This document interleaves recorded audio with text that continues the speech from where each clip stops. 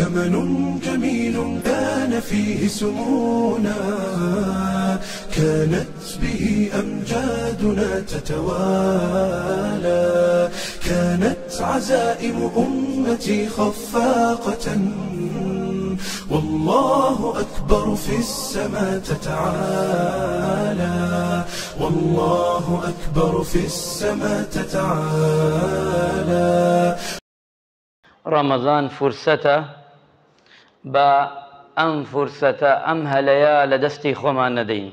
سوپاس بۆ خوا گەیشتینە ڕەمەزان، دووەم ڕۆژی ڕەمەزان هاین بۆ ڕۆژوو. سپاسی خوای ئەوێ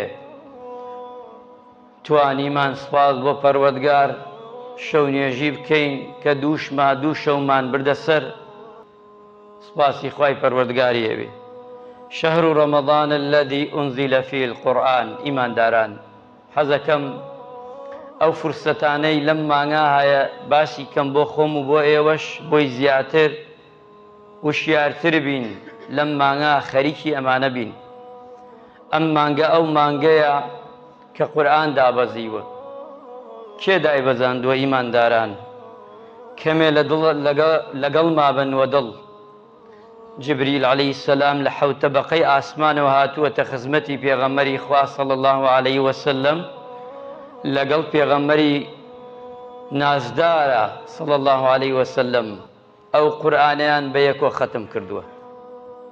کاتێ تۆ بسم الله ئەکەی لە ختمی قورئان، ئەو یادەوەریت لە فکر نەچێ کە جبریل و پێغەمبەر دانیشتوونە ئەو قورئانەیان لە بیدایە خوێندووەتانیایە. های لە چی کارێکی گەورەدا؟ کاری پێغەمبەر جێبەجێەکەی، کاری جبریل عەلەیهی السەلام جێبەجێەکەی لە حەوت تەبەقەی ئاسمانە خوا نوێنەری ناردووە بۆ لای پێغەمبەری خوا صلی الله عەلەیه وسەلەم. ئەو قورئانەیە لەم مانگە پیرۆزە داوەزیە.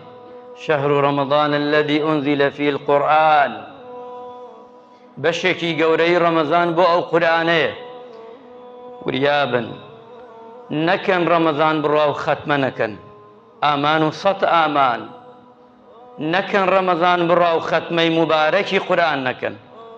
ئەوەی ئەزانێ بیخوێنێتەوە، ئەوەی نازانێ دانیشێ بەس گوێی لێ بگرێ، ئەوەی خوێنەواری نییە بەس دەست بێنێتە سەر پیتەکانیە، سرەکانیە، سەترەکانیە. هەر خوای گەورە بۆتە نووسی.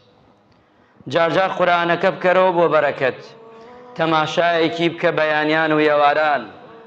شەوان ئەم مانگە مانگی دەرچوون نییە، ئەم مانگە مانگی دعوەت و دعوەتکاری نییە فرە، ئەم مانگە مانگی میێوانی نییە. تۆ میێوانێکت هاتووە ها لە ماڵتا، مانگی ڕەمەزانە، چۆن دڵت دێجێی بێری؟ ئەو مانگە ئەو خەڵاتەی خوایە کە ناردوێتی بۆ تۆ بۆ من.